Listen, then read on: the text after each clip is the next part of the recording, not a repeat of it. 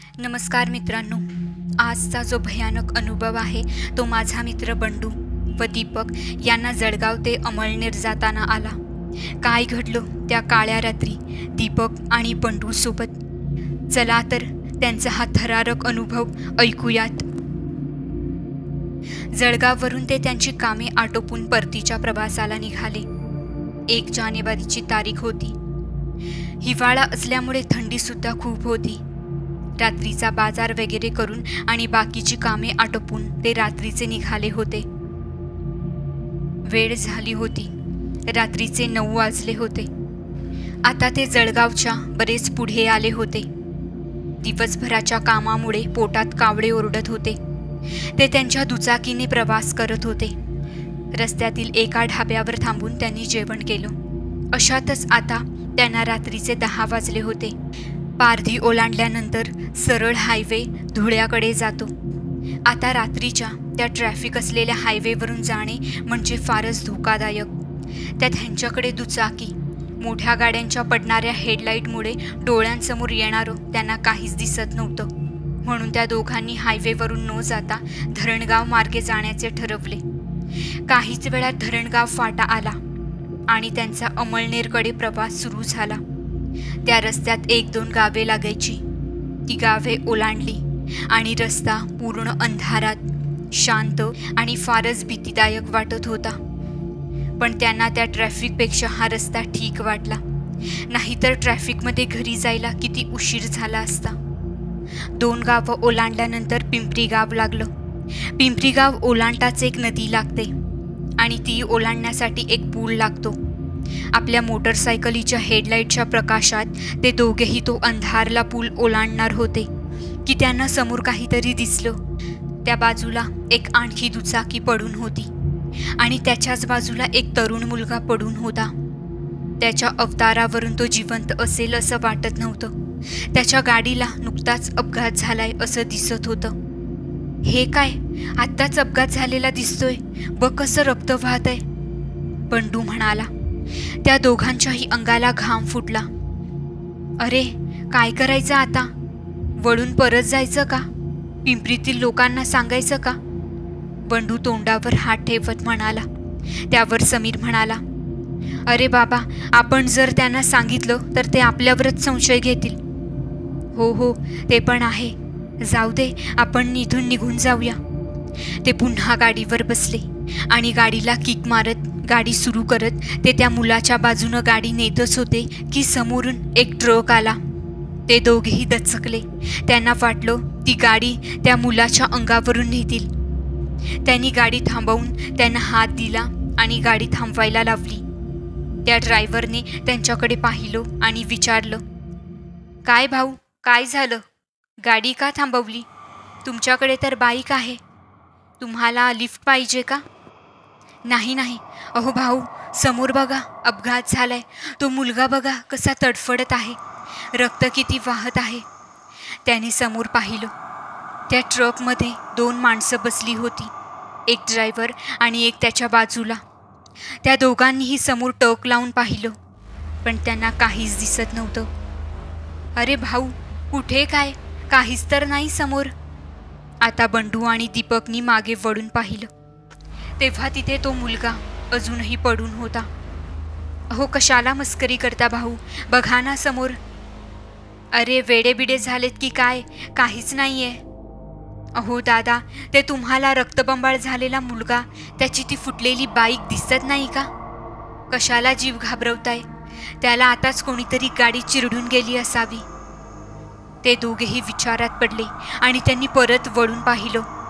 पण आता त्या ट्रकच्या प्रकाशात बंडू आणि दीपकला काहीच दिसत नव्हतं. अरे हे कसं काय झालं? आताच तर होता पडून. अहो कशाला आमची वाट खराब करताय? आता म्हणता की तो मुलगा होता आणि आता म्हणता की नाही, तो ट्रकवाला चिडत म्हणाला. आता हे दोघेही घाबरले. भाऊ, तुम्ही जरा जास्तच घेतलेली दिसते. काय भास होत आहेत तुम्हाला? सांभाळून जा रे बाबांनो. जायचं कुठे तुम्हाला? आम्हाला अमळनेरला जायचंय. अमळनेर? अरे बाबा, ते अजून खूप दूर आहे. जरा सांभाळून जा. एवढी पिऊ नये रात्रीच्या वेळेला, असे म्हणत तो ट्रकवाला हसायला लागला आणि त्याच्या बाजूला असलेला तो माणूससुद्धा.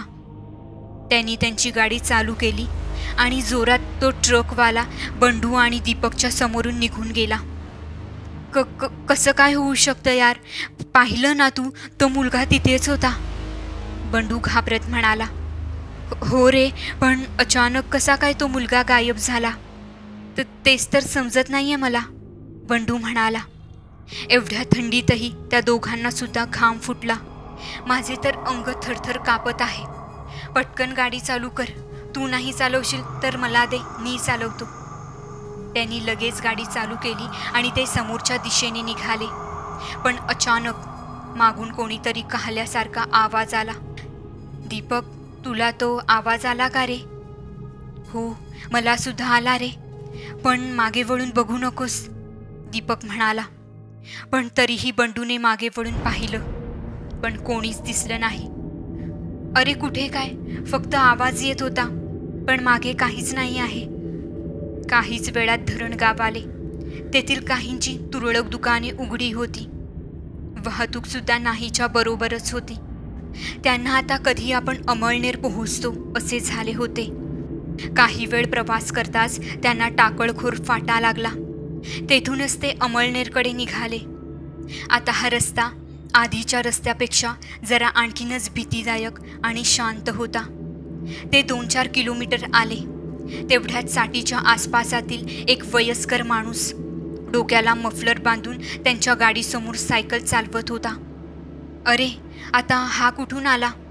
आतापर्यंत तर कोणीच नव्हतं, बंडू म्हणाला. काय माहीत रे, जाऊ दे, चल पुढे. निघाला असेल एखाद्या शेतातून, आपलं लक्ष नसेल. त्यांनी गाडीचा वेग वाढवून त्यांची गाडी त्या म्हाताऱ्याच्या समोर नेण्याचा प्रयत्न केला. पण असं वाटत होतं की त्या सायकलवाल्याची स्पीड त्यांच्या गाडीपेक्षा जास्त आहे.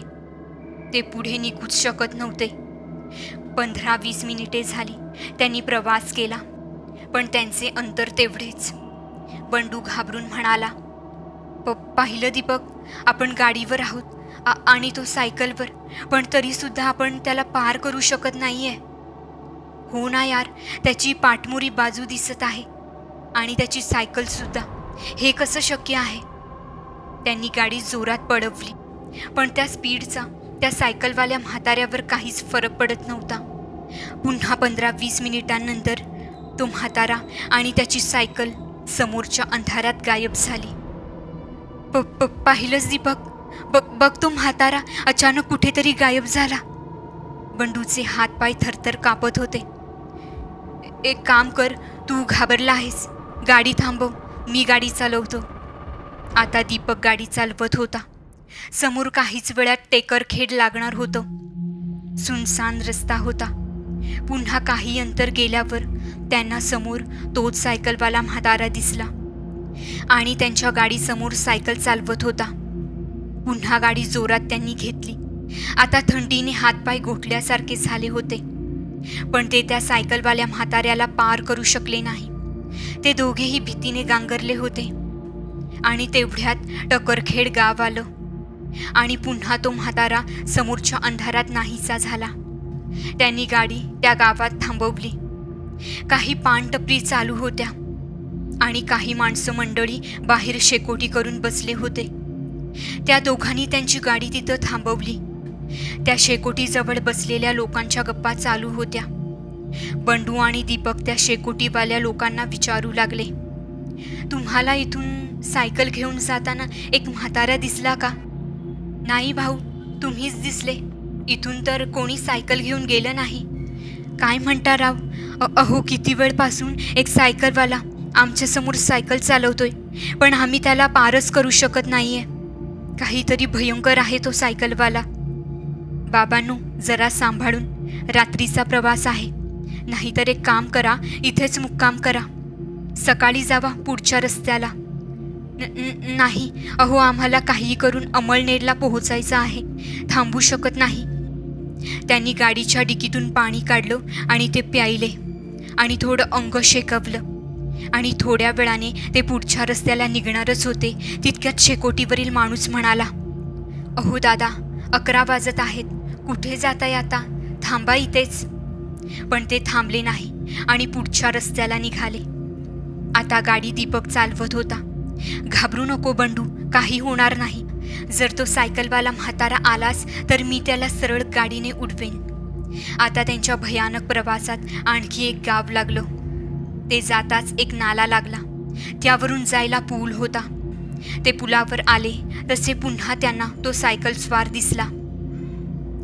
अरे बापरे, तो बघतो म्हातारा. आता काय करायचं? बंडू म्हणाला. आता जे होईल ते पाहिलं जाईल. दीपकने जोरात गाडी पळवली.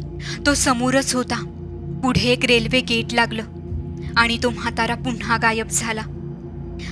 अरे यार, नेमकं हे काय होतंय? एखादं गाव, एखादं ठिकाण आलं की हा म्हातारा गायब कसा होतो? घाबरत बंडू म्हणाला. खरं तर ते दोघेही घाबरले होते, पण दीपक मात्र थोडा धीट होता. बंडू, तुला हनुमान चालीसा येते का? नाही रे दीपक. बरं, मी म्हणतो. काळजी करू नकोस, देवच यातून आपल्याला तारेल. दीपकने जोरात हनुमान चालीसा म्हणायला सुरुवात केली. आता त्या शब्दांनी त्यांना बळ मिळू लागलं. आता त्यांनी ताडेपूर ओलांडलं. आता चोपरा नाकासुद्धा आला. तसा त्यांनी सुटकेचा श्वास सोडला. 11:30 वाजले. तेथील एक हॉटेल चालू होते. तिथे थांबून ते चहा घेऊ लागले. कोण होता रे तो मुलगा आणि तो सायकलवाला म्हातारा? बंडू म्हणाला.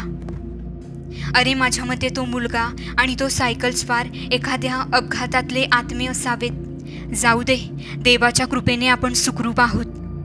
आता गाडी बंडूने चालवत ते आपल्या घरी गेले. तर मित्रांनो, हा थरारक अनुभव तुम्हाला कसा वाटला आम्हाला कमेंटमध्ये नक्की कळवा. आणि अशाच नवीन अनुभवांसाठी आमच्या चॅनेलला सबस्क्राईब करायला विसरू नका. धन्यवाद.